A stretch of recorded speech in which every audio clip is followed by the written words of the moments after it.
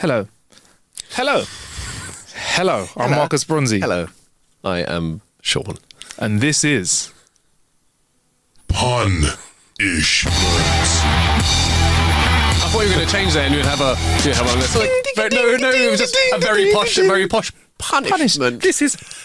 Sorry, we sport the vibe. Sorry. Hi, I'm Marcus. And I'm Sean. And this is... Pun-ish words. Because I've not seen you for a few weeks, it feels so sweet hearing this again. I knew that you were just doing it so you could doing it again just so you could reload that. How do you know? They think yes. That one didn't go over my head. I was like, clock that. Honestly, that's why, bro. exactly Love what you do. it. And Cannes has just happened in the in France recently. And this is film where, the film festival. And don't forget, this original song was made for Cannes, only was made for films that were played in Cannes, wasn't licensed to be played across the world on other DVDs. So in fact, when we were watching DVDs telling you to not watch Pirates, this pirate song was playing in a pirated, unlicensed way. No, I can't. I don't believe that. Have you told me that before? I have. Oh my days, my mind has been blown again. That's what happens when your memory's so bad. Right, Oh my guys. days, I love that. Yeah, it is. Did you really not know that? I forgot it. If you did tell me. Fact so good that you forgot it means it probably wasn't that good. Anyway, let's crack on with... Pun-ish words. If it's your first ever time listening, this is where when you send your jokes into jokes@howtokillnow.com, Sean and I read them out for you. Some of them are sweet, some of them are sour, some of them are good, but this is less than an hour. Right. You want to go first or I go first? Yeah, go on. Sure. Yeah, go. Okay. Never let anyone tell you what you can or cannot do. Just look at Beethoven. Everyone told him he would never be a musician just because he was deaf. But did he listen? Oh. Actually, I can read the comments. Actually, he was deaf after he became a composer. But yeah. True though. This one's from Todd Stratton. When my wife gets sad, I give her some kid markers and she draws on my upper back. Sometimes all she needs is a shoulder to crayon. That's fucking brilliant. Who was that? Who said that? It's from Todd Stratton. Yes, Todd. Oh, that's a great one. That's a great one. Some angry guy with road rage just yelled out his window, "I'm going to make your life a living hell." I yelled back, "Thanks, but I'm not looking for a relationship right now." All right. Before I married her, I took my missus on 8 dates, and then we went to the cinema for our 9th. Our dates were dinner, Batman.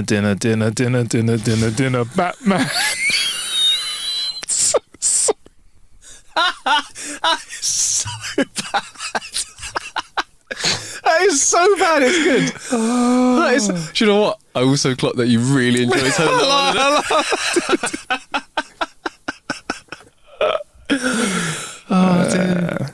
I've been living for 45 years and never seen a Chinese food commercial. Less of a joke, more of a fact. That's true. I've never seen a Chinese restaurant chain, not in the UK, because they know their food's good. You know the food's good. Or if it's bad, you're like, yeah, it's supposed to be bad though, isn't it? It's like cheap. That is one of those ponderances in life, isn't it? Chin scratching. That is a chin scratcher. Does that work for chicken shops as well? I've heard radio adverts for chicken shops. Like local North. I've heard like a Sam's Chicken one. Yeah, I was about to. Yeah. Sam's Chicken. Yeah. And I've heard Morley's. I think I've heard a Morley's jingle. Yeah. But never TV. KFC does TV, but that's not KFC. Is that what hood chicken though, innit? That's not like M's chicken. But it's still chicken. Still chicken, yeah. And then lots of pizza ones. Yeah. Italian pasta. Like we're talking like pasta. Jars of pasta sauce I've seen. Jars of pasta sauce. But then you have like Uncle Ben's. Yeah. Or like straight to wok with Amoy. Yeah, and you're like student food, innit? Basically, yeah. I've never seen a Chinese food commercial. There we go. If you've seen one, let us know. Surely America it's like Panda Express, isn't it? Yeah. Anyway, let's have a joke. I have no idea. All right, cool. Anyway, a young girl was going on her first date. Before her date, her nana decided to give her some advice. Sit here and let me tell you about those young boys. He's going to try and kiss you, and you're going to like that, but don't let him do that. Next, he's going to try and kiss your boobs, and you're going to like that too, but don't let him do that. But most important, he's going to try and lay on top of you, and you're going to like that, but don't let him do that, because doing that will disgrace the family. With that bit of advice, the granddaughter went on her date. The next day, she met with her nana. Nana, how'd it go? Granddaughter, you were right about everything. Nana, good. And did you resist temptation? Granddaughter, even better. I didn't let him disgrace our family. When he tried to jump on me, I turned over, got on top of him, and disgraced his family. Get it, girl. Come on. Send him home. Oh, Disgrace. he's like, oh, no, I'm a disgrace. no. What film was it in? Was it American Pie? He's like, I've been used. There's a film where he's like, Oh, yeah. I've been... And then he's like, I've been used.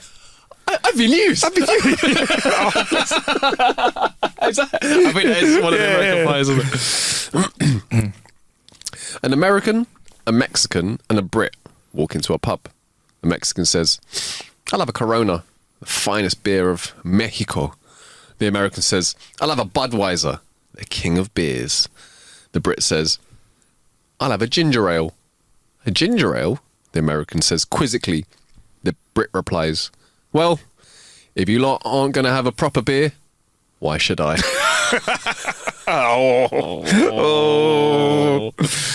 Dig. A man is in a bar chatting with a bartender when the topic of sex comes up. The guy is drunk off his ass on Blue Moon beer, and he accidentally confesses that he's a bit of a pervert who likes to in other people's food without them knowing. He says he does it all the time. The bartender must have heard worse because they're absolutely unfazed, continuing to chat with the man as if he'd been talking about the weather. Pretty soon, the man stands up and goes, I'm going to the bathroom. He's gone for a couple of minutes, and when he returns, he takes a nice deep swig of his beer. Absolutely wasted, he asks the bartender, so, do you ever jizz in anyone's food? The bartender shrugs and goes, maybe once in a blue moon. Oh, damn it. How did I not see that one coming? Also, I'm guessing this guy probably had the invisible thing, innit? Yeah, he did, yeah. I mean, are you jizzing in people's food like all the time? Unless you are... I'm shaking a cocktail. I'm shaking a cocktail. Unless you are working as a chef, and then that just is... No, that's grim. I don't want to think about that. Right. Now I've got the thought of... spitting on your onion rings. Do you remember that visual? That was grim. All right. Nah. Okay. A young man decided it was time to come out to his family. He was worried most about his grandmother, so he approached her in the kitchen. Grandma, I've got something to tell you. Grandma replies, yes, sweetie. I'm gay. Gay? Said his grandma. His heart stopped. Grandma continues, does that mean that you put men's things in your mouth? Grandma! Well, mortified, he mutters sheepishly, yeah. Whack! The wooden spoon found its mark. Don't you ever, Grandma said sternly, ever complain about my cooking again.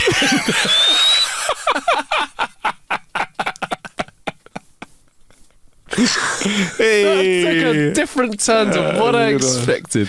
You sounded nervous reading that anyway. Oh my God, all right. What do boobs and model trains have in common? Oh, I don't know. They're meant for kids, but are primarily played with by grown men. Oh, man. I recall my first time with a condom. I went in to buy a packet of condoms at the pharmacy. There was this beautiful assistant behind the counter who was also someone I saw out in bars a few times locally, and she could see that I was new to it. She handed me the package and asked if I knew how to wear one. I answered honestly, no, this is my first time. She said, I know you from around. You're cute. Don't worry. I'll look after you. She unwrapped the package, took one out, and slipped it over her thumb. She cautioned me to make sure it was on tight and secure. I apparently still looked confused, so she looked all around the store to see if it was empty. It was. Just a minute, she said, and walked to the door and locked it. Taking my hand, she led me into the back room, unbuttoned her blouse and removed it. She unhooked her bra and laid it aside. Does this excite you? She asked. Well, I was so dumbstruck that all I could do was shake my head. She then said it was time to slip the condom on. As I was slipping it on, she dropped her skirt, removed her panties and sat down at the desk. Well, come on, she said. We don't have much time. So I climbed on her. It was so wonderful that unfortunately I could no longer hold back. And kapow! I was done within a few minutes. She looked at me with a bit of a frown. Did you put that condom on? She asked. I said, I sure did, and held up my thumb to show her.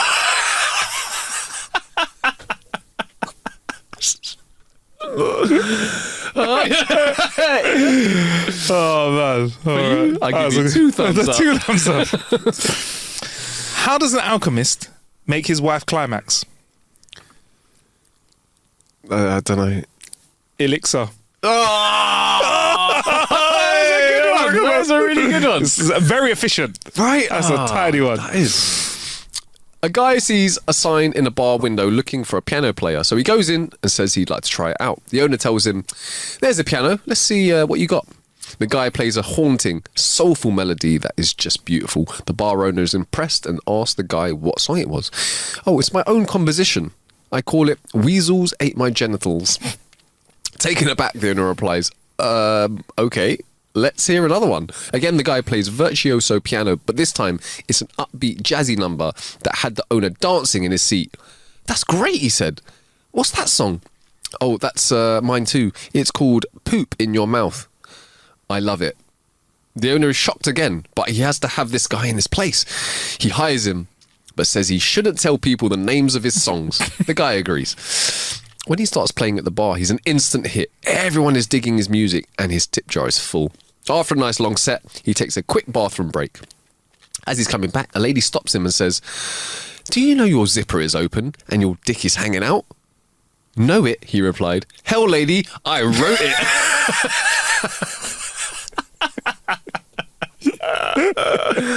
Oh, that's a good one. That's a tiny one. Yeah. All right.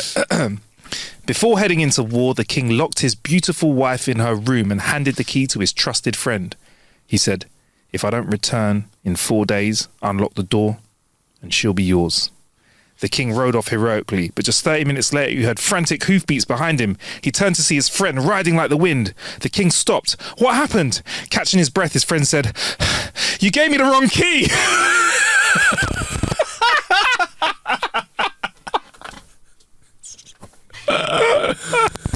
There you go.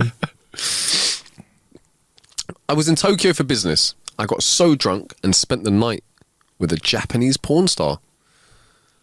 The whole thing was a blur. Hey! Don't get it. I don't understand. Sorry, what is that? I don't. What is it? What? What? If someone can explain to us what that, I don't. Yeah. Okay, cool. Mad. All right, got a couple more. Kids these days. When I got home from the pharmacy at the mall with my 4-year-old son, he pulls out a protein bar. I hadn't bought him it.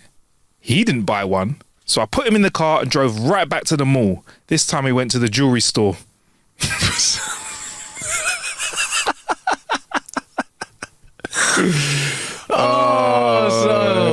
think we've done a bunch for this week, innit, Sean? We good? We good? Yeah, I'm happy. Guys, that was Punishment. so nice we had to start it twice this episode. Yeah, if you want to get your jokes in, jokes@howtokillanhour.com. That's jokes@howtokillanhour.com. Thank you for all your jokes. There are some great ones that have come in that we've got coming up in episodes, but we've got to bounce now. So shout out to those that have got involved, including a geezer called Phil, who sent in a couple of tidy ones, and Lynn. So they're coming up. They're coming up, guys. They're coming up, guys. In the meantime, make sure you hit like and subscribe. Yeah, man, we'll be with you soon, innit? Hey!